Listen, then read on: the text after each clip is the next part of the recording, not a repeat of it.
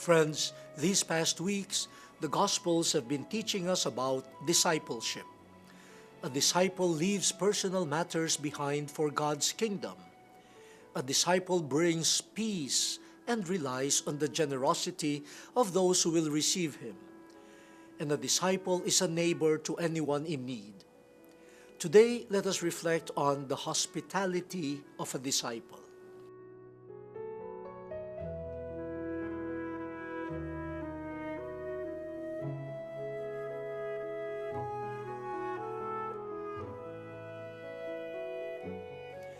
If we follow the life of Jesus in the Scriptures, we notice that hospitality, or the friendly and generous reception of a visitor or a stranger, played a key role.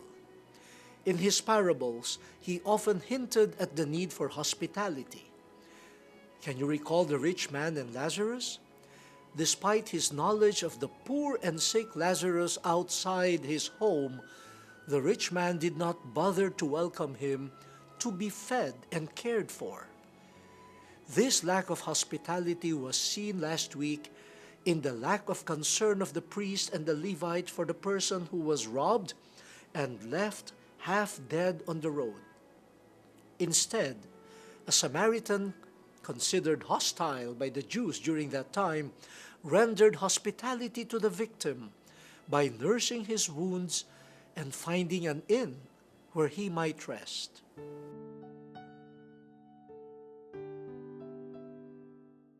From these parables, we discern that hospitality is one manifestation of charity. And Jesus himself experienced this in his own life. Remember the search of Mary and Joseph for an inn? There was no room for them, so a manger welcomed the birth of the Messiah.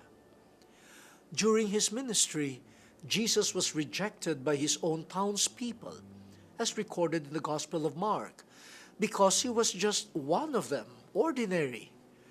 The lack of concern and regard for the other leads to an unwelcoming stance towards neighbors, a closing of doors and of the heart.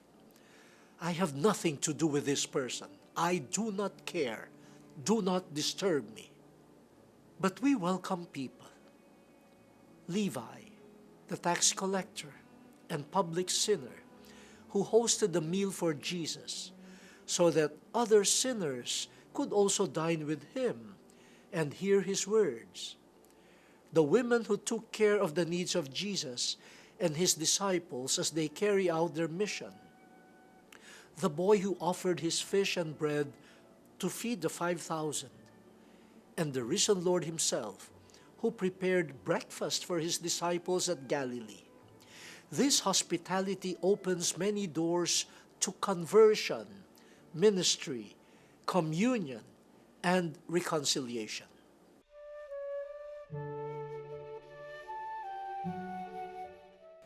These examples concern our hospitality towards other people. But how about our hospitality toward God? We can learn from the sisters Martha and Mary in today's Gospel.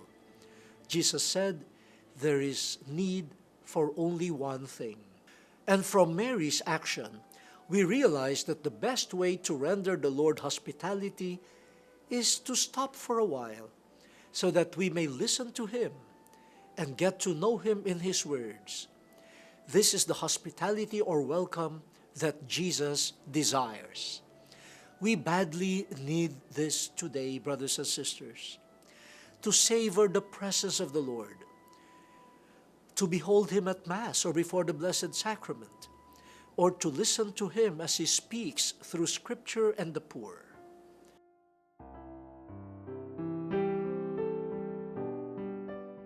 Friends, let us rediscover the beauty of listening intently to the Lord.